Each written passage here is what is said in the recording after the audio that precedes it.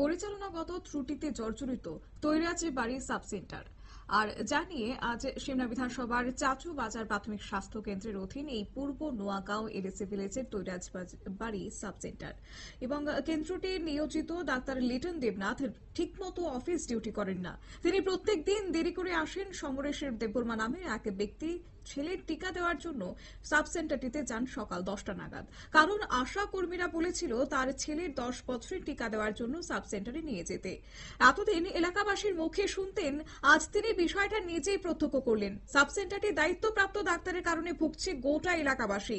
তিনি দাবি করেছেন হেড অফিস চাচু বাজার প্রাথমিক স্বাস্থ্য কেন্দ্র এই বিষয়টির উপর যেন নজর দেন। কি রয়েছে ওনার বক্তব্যে শুনুন।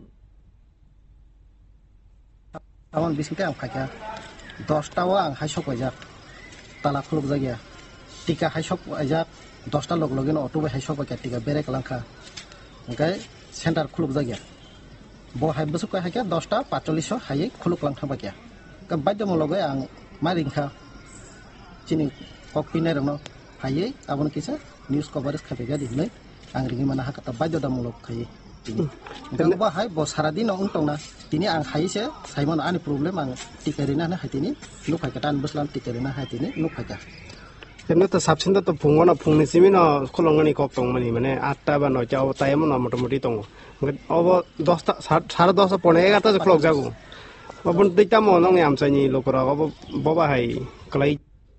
সমরেশ দেববর্মার অভিযোগ আপনারা শুনলেন যে তিনি তার ছেলেকে নিয়ে গিয়েছেন, কিন্তু সেই অবস্থাতে স্বাস্থ্যকর্মীর কারোরই সেখানে দেখা মেলেনি। যে এতদিন ধরে তিনি শুনতেন তারই বাস্তব রূপ আজ ধরা পড়েছে।